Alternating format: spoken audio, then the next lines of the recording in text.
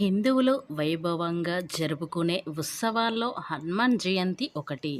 ఏటా చైత్రమాసం శుక్లపక్షం పౌర్ణమి రోజున దేశవ్యాప్తంగా హనుమాన్ జయంతిని ఘనంగా జరుపుకుంటారు. ఈ సంవత్సరం ఏప్రిల్ 23వ తేదీన మంగళవారం రోజున హనుమాన్ జయంతి జరుపుకుంటారు. అయితే మన పురాణాల ప్రకారం ఆ పవన పుత్రుడు మంగళవారం జన్మించాడని పండితులు చెబుతారు. ఈసారి మంగళవారం హనుమాన్ జయంతి రావడంతో ఈ పండుగ ఎంతో శుభప్రదమైనదిగా భావిస్తారు.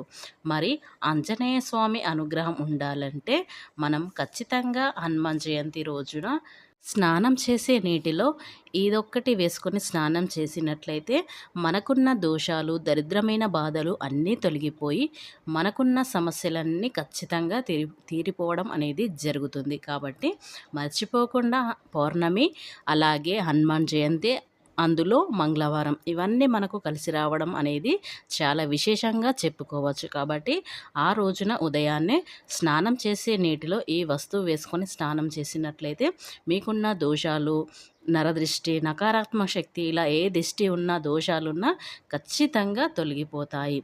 అంతకన్నా ముందు నా చిన్న రిక్వెస్ట్ అండి, మన ఛానల్ అయితే ఎవరైతే కొత్తగా చూస్తున్నారో వారు సబ్స్క్రైబ్ చేసుకోవడం మర్చిపోకండి.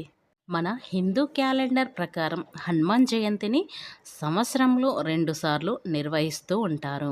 కొన్ని ప్రాంతాల్లో చైత్రమాసంలో శుద్ధ పౌర్ణమి రోజున హనుమాన్ జయంతిని నిర్వహిస్తే, మరికొన్ని ప్రాంతాల్లో వైశాఖ దశమి రోజున వేడుకలను జరుపుకుంటారు. అయితే హనుమాన్ జయంతి రోజున భక్తులు నియమనిష్టలతో ఉపవాసం ఉండటం వల్ల ఆంజనేయ స్వామి ఆశీస్సులు ఎప్పుడూ వెన్నంటే ఉంటాయని పండితులు చెబుతారు. హనుమాన్ జయంతి రోజున ఇలా చేయండి. సూర్యోదయానికంటే ముందే నిద్రలేచి తలస్నానం చేయాలి. వీలైనంత నారింజ లేదా ఎరుపు రంగు దుస్తులు ధరించి దగ్గరలోని హనుమాన్ ఆలయానికి వెళ్ళి, అలాగే ఆ రోజున ఆ స్వామివారికి సువాసన కలిగే నూనె సింధూరాన్ని అర్పించాలి. అలా ఆలయంలో హనుమాన్ చాలీసాతో పాటు బజరంగ్ మంత్రాలను భక్తి శ్రద్ధలతో పఠించాలి. ఇంట్లోని పూజ మందిరంలో కూడా హనుమంతుడికి పూజలు చేయవచ్చని పండితులు చెబుతున్నారు. హనుమాన్ భక్తులు ఈ రోజున ఉపవాసం ఉంటే ఎంతో శ్రేష్టం. కాబట్టి ఆ రోజున రాత్రి నేలపైన నిద్రించాలి. ఇలా నేలపైన నిద్రించడం వల్ల అశాంతులు దూరమైపోయి మానసిక ప్రశాంతత లభిస్తుంది. హనుమాన్ జయంతి రోజున పేదవాళ్లకు అన్నదానం, వస్త్రదానం వంటి చేయాలి. ఈ విధంగా హనుమాన్ జయంతి రోజున పూజా కార్యక్రమాలు చేయడం వల్ల కష్టాలన్నీ తొలగిపోయి మనకు అంత అదృష్టం, ఐశ్వర్యం లభిస్తుంది. హనుమాన్ అనుగ్రహం అనేది తప్పక లభిస్తుంది. జీవితంలో ఆనందం, సంపద, శ్రేయస్సు, శాంతి సమకూరుతాయని చెబుతున్నారు. కాబట్టి హనుమాన్ జయంతి రోజున ఈ దానాలు చేయడం ఎంతో మంచిది. సంవత్సరం హనుమాన్ జయంతి మంగళవారం రోజు రావడంతో మరింత ప్రాధాన్యత పెరిగింది. అంతేకాదు ఈరోజు చిత్త నక్షత్ర ప్రభావం ఉంటుంది. చిత్త నక్షత్రానికి కుజుడు అధిపతిగా ఉంటాడు. హనుమాన్ జయంతి రోజు అంగారకుడు మీనరాశిలో సంచారం చేస్తున్నారు. ఈ సమయంలో హనుమంతుని అనుగ్రహం లభిస్తుందని చాలామంది నమ్ముతూ ఉంటారు. అంతేకాదు ఆకస్మిక సంక్షోభం, ఆరోగ్య సమస్యలు, మరణ భయం వాటన్నిటిని తొలగిపోతాయని పండితులు చెబుతారు. పురాణం ప్రకారం ఆంజన్న దేవి అప్పుడు ఎంతో అందంగా ఉండేది. అయితే తనకు శాపం కారణంగా భూలోకంలో జన్మించింది. తాను బిడ్డకు జన్మనిచ్చినప్పుడు శాపం తొలగిపోతుంది. వాల్మీకి రామాయణం ప్రకారం కేసరి హనుమంతుని తండ్రి గురుడు ఆంజన్న దేవి తన శాపం విముక్తి కోసం 12 కఠినమైన తపస్సు చేసిన కారణంగా హనుమంతుడు జన్మించాడు. అందుకే ఆంజనేయుడిని శివుణ్ణి అవతారంగా నమ్ముతారు. సుమరాజన్ని రాజుగా ఉండే కేసరి తండ్రి సంవత్సరాల పాటు శివుణ్ణి స్మరించుకుంటూ కఠినమైన తపస్సు చేసిన కారణంగా హనుమంతుడు జన్మించాడు. అందుకే ఆంజనేయుడికి శివుని అవతారంగా నమ్ముతూ ఉంటారు. హనుమాన్ జయంతి రోజు ఏదైనా ఆంజనేయ గుడికి వెళ్ళి స్వామివారిని దర్శనం చేసుకోవాలి. గుడిలో హనుమంతుడి ముందు నెయ్యి లేదా నువ్వుల నూనెతో దీపం వెలిగించాలి. ఇలాంటి ప్రత్యేకమైన రోజు పౌర్ణమి రోజు అలాగే హనుమాన్ జయంతి మంగళవారం మనకు కలిసి రావడం అనేది విశేషంగా చెప్పుకోవచ్చు. కాబట్టి ఈ రోజున స్నానం చేసే నీటిలో ఇలా వేసుకోవడం వల్ల మీకున్న దోషాలన్నీ తొలగిపోయి అదృష్టం వరించి మీరు కుబేరులుగా మారిపోతారు. కొంతమంది మత విశ్వాసాలకు అత్యంత ప్రాధాన్యత ఇస్తారు.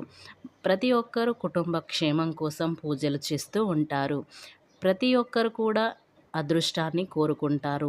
తక్కువ సమయంలో అదృష్టం పొందాలంటే హనుమాన్ జయంతి రోజు పౌర్ణమి రోజున స్నానం చేసేటప్పుడు కొన్ని శక్తివంతమైన వస్తువులు నీటిలో కలుపుకొని స్నానం చేస్తే అదృష్టం మీ వెంటే అని పండితులు చెబుతున్నారు. వీటిని ఎక్కడెక్కడో పోయి కొనుక్కోవాలి, ఖర్చు బాగా అవుతుందని ఏమీ సందేహపడకండి.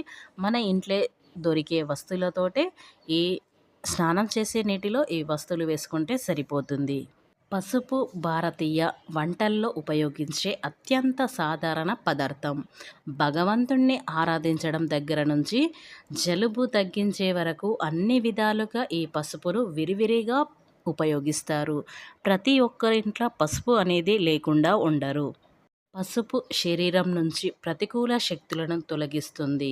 ఇలా చేస్తే ఆరోగ్యంతో పాటు అదృష్టం కూడా మీ వెంటే ఉంటుంది. కాబట్టి స్నానం చేసే నీటిలో పసుపు కూడా వేసుకుంటే మనకున్న దరిద్రం కూడా తొలగిపోతుంది.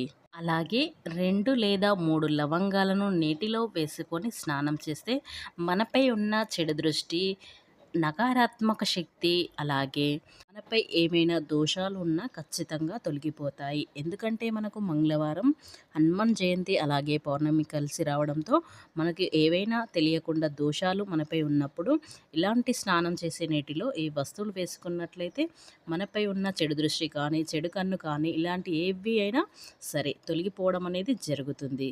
అలాగే శాస్త్రాల ప్రకారం తులసి ఎంతో పవిత్రమైన ఆకు. తులసి చెట్టులో సకల దేవతలు కొలువై ఉంటారని, ప్రతిదీ ఎంతో పవిత్రమైన ఈ తులసి ఆకులలో ఔషధ గుణాలు కూడా పుష్కలంగా ఉంటాయి. స్నానం చేసే నీటిలో 5 తులసి ఆకులను వేసుకొని స్నానం చేస్తే మన చుట్టూ ఉన్న నెగిటివ్ ఎనర్జీ పోయి పాజిటివ్ ఎనర్జీ బాగా పెరుగుతుంది. దీనివల్ల మనం చేసే ప్రతి పనిలో విజయం వరిస్తుంది. కాబట్టి పౌర్ణమి అలాగే హనుమాన్ జయంతి మంగళవారం రోజున ఎవరైతే స్నానం చేసే నీటిలో ఈ మూడిటిని వేసుకొని స్నానం చేస్తే మీకున్న దోషాలన్నీ తొలగిపోవడం అనేది జరుగుతుంది.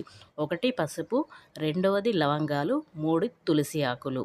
ఇవి పెద్దగా ఖర్చు పెట్టి కొనుక్కునే అవసరం లేదు. కాబట్టి మన ఇంట్లో ఉండే వస్తువులతో ఇవి వేసుకొని స్నానం చేసినట్లయితే మీకు పట్టిన దరిద్రం కూడా తొలగిపోయి మీకు హనుమంతుని అనుగ్రహం అనేది తప్పక లభిస్తుంది. కాబట్టి మీరు కోరుకునే విధంగా మీరు ఉంటారు.